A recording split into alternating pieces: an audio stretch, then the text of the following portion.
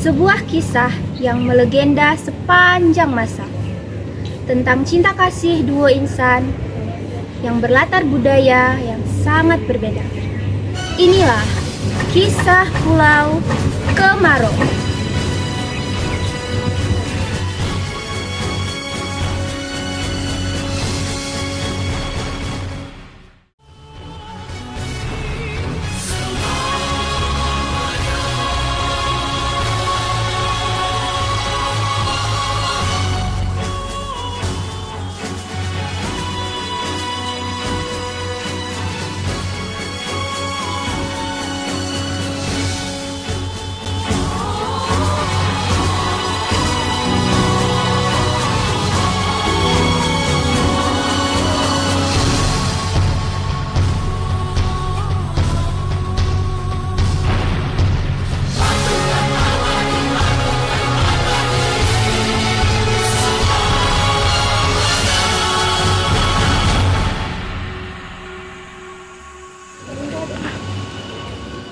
Alkisah terdapat sebuah kerajaan bernama Kerajaan Tionghoa.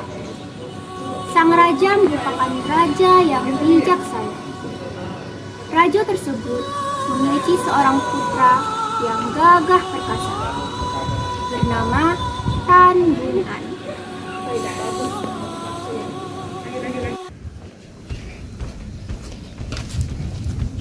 Hormat kami, Pangeran. Ada apa, Oe menemuiku? Oe ingin melaporkan hasil kerugian perniagaan di Tiongkok, Pangeran. Ayah, Amsung, bagaimana bisa seperti itu? Karena perdagangan kita kalah saing dengan perdagangan lain, Pangeran. Ayah, apa lo orang punya ide untuk perdagangan kita? Oe ada saran, Pangeran. Bagaimana jika kita memperluas perdagangan menuju Nusantara, Pangeran? Nusantara. Sepertinya Oe pernah dengar perdagangan di sana. Benarkah di negeri Sriwijaya? Benar, Yang Mulia. Baiklah, Oe meminta izin kepada ayahanda dan ibunda untuk pergi ke sana. Pengawal, siapkan keperluan kita untuk ke negeri Sriwijaya. Baik, Pangeran.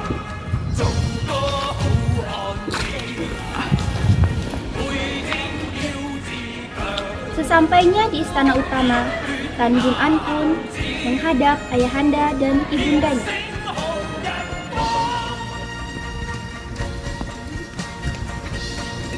Hamba menghadap ayahanda.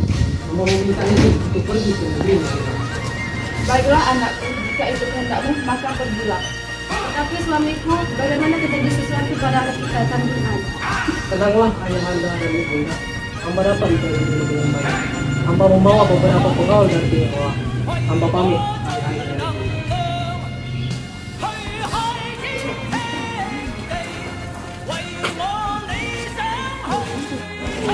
Tan Bun An pun segera membawa barang-barang yang akan dia bawa ke negeri seberang.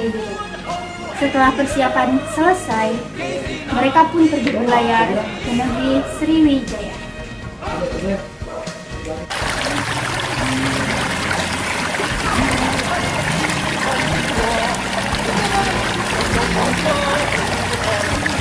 Pengawal, mulailah perjalanan.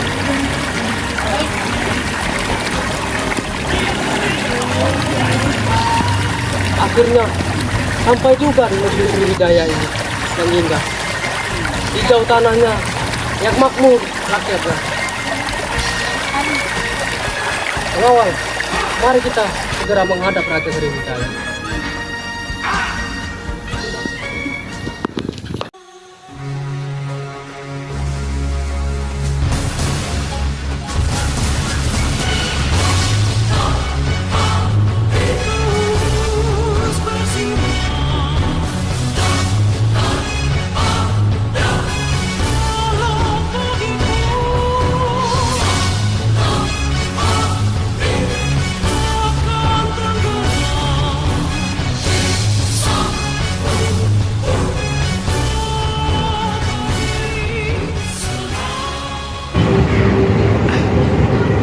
Kerajaan Sriwijaya.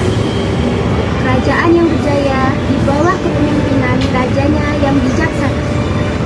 Kerajaan Sriwijaya terletak di tengah-tengah kota Palembang. Raja yang adil, makmur, dan bijaksana tersebut menjadi panutan bagi rakyatnya. Namun, ada satu hal yang menyebabkan rajanya dikenal sebagai raja yang amat sempit. Itu karena raja tersebut mempunyai seorang putri yang cantik jelita. Putri tersebut bernama Siti Fatimah. Putri Siti Fatimah mempunyai raga yang baik. Dia sopan, santun, dan tutur bahasanya yang lemah lembut, menunjukkan sifat yang benar-benar seorang putri raja. Seluruh masyarakat Sriwijaya sangat mengagumi keelokan dan kecantikannya. Sang raja pun ingin menikahkannya dengan para pemuda yang sangat kaya raya. Akan tetapi, tidak ada seorang pemuda pun yang sanggup melamar. Tengoklah Dindo, perdagangan di kerajaan gitu ramenya. Iya Kakando, mungkin hal ini karena faktor perdagangan maritim di sungai. Yang tentunya hal ini karena berkat Kakando yang bijaksana. Benernya Dindo, tapi sih kok yang aku khawatir untuk saat ini. Apa yang membuat Kakando khawatir? Ini tentang anak kita. Iya, ada apa ayahanda denganku? Itu sekarang ayah nak nanya, aku kalau ada calon pendamping. Cak mana aku nak mikirkan hal itu ayahanda? Aku belum bisa membahagiakan ayahanda dan ibunda. Tetapi putriku, ayahanda dan ibunda telah tua, sedangkan kau belum kawin. Kami khawatir nak. Benernya Nugi bundamu, lemaknya ayah baik yang nyari pendamping untukmu. Baiklah ayahanda.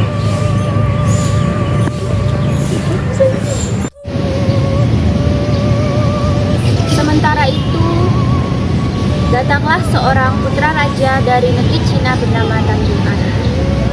Tan Bun An hendak berniaga di negeri Palembang. Dia hendak tinggal lama di negeri tersebut. Oleh karena itu, Tan Bun An hendak memberitahukan maksud kedatangannya dan menghadap Raja Sriwijaya.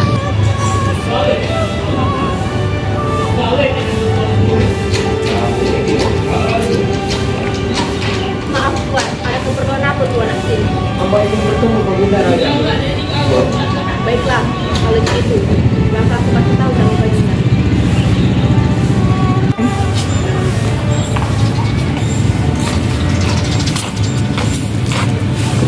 Ampun Baginda, ada seorang pemuda yang ingin ketemu Baginda. Siapa pemuda itu? Sepertinya dia pemuda dari negeri Tiongkok. Suruh dia masuk. Baik Baginda.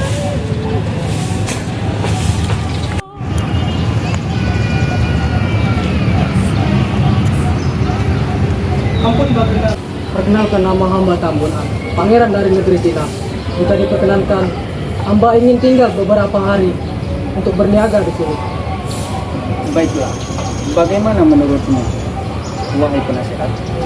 Menurut hamba, Baginda, saya sangat setuju mereka berniaga di negara ini. Tetapi dengan satu syarat, mereka harus memberikan upeti dan separuh dari hasil perdagangan mereka.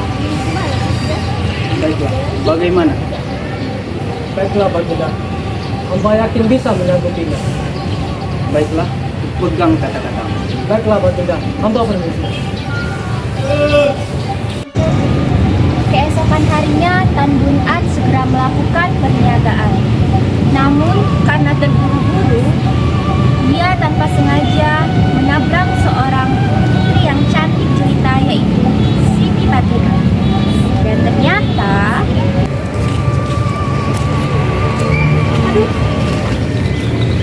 Wah, cantik sekali Nona ini. maaf Tuan, maaf ya.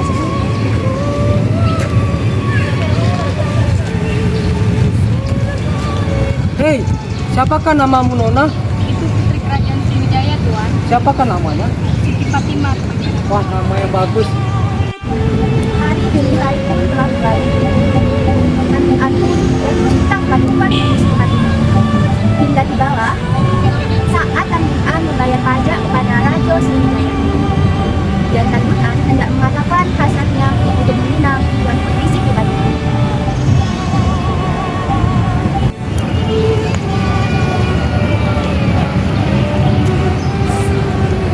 Ampun Baginda, hamba pertidaannya akan memberikan pajak bulan ini. Baiklah. Ampun Baginda, saya hendak menyampaikan hasrat untuk meminang Tuan Putri Fatimah.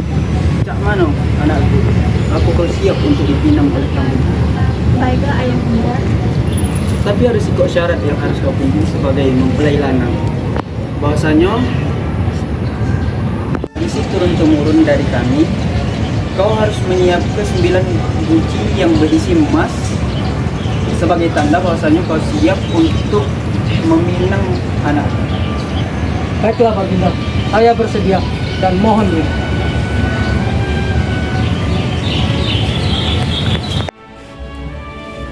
Di sisi lain kerajaan, Putri Fatimah nyeritoke kesenangannya karena telah dipinang oleh Pangeran Tan Bun An.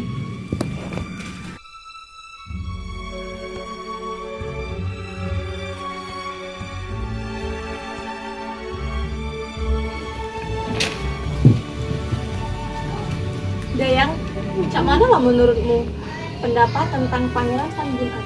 Menurut hamba, Pangeran Tan Bun An itu sangatlah baik dan tampan. Benarkah Dayang? Apakah aku cocok untuk Pangeran Tan Bun An?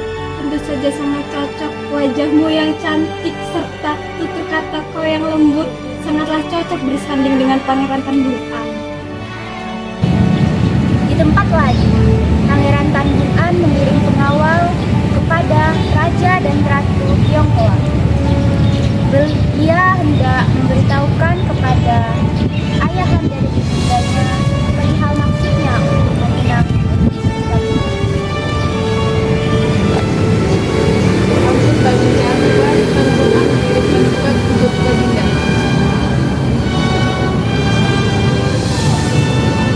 Ampun ayahanda, karena anakmu ini hanya mengirimkan kabar gembira melalui surat.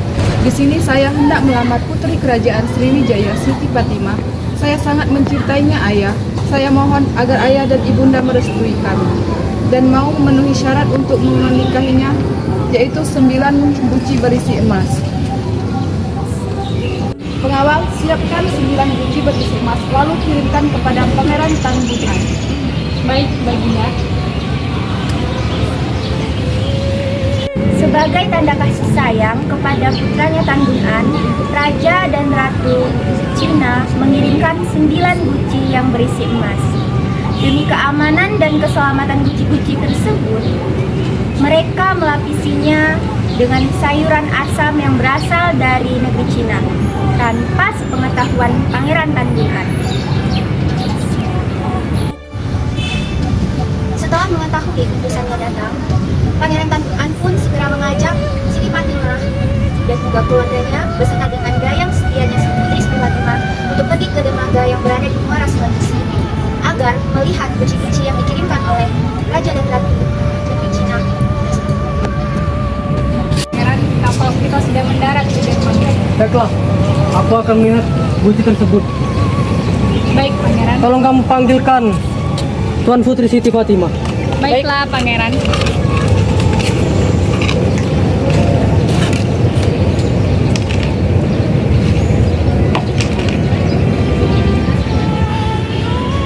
Karena perasaan malu dan tertekan, Pangeran Tan Bun An pun melemparkan guci-guci tersebut karena isinya adalah sayuran asam yang terkenal di negeri mereka. Dia merasa tertekan dan malu kepada keluarga Siti Fatimah. Apa-apaan ini? Sayuran busuk. Saya meminta sebongkahan emas. Malah ini sayuran busuk. Seperti memalukan sekali ini.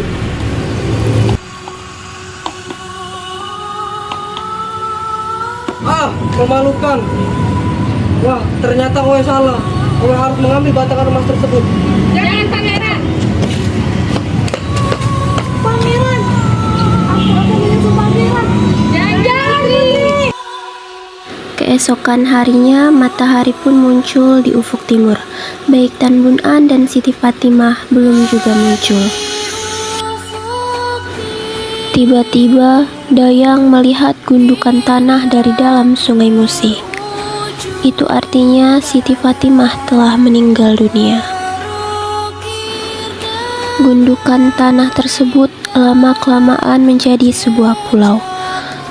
Masyarakat di sekitarnya menyebut pulau tersebut dengan nama Pulau Kemarau.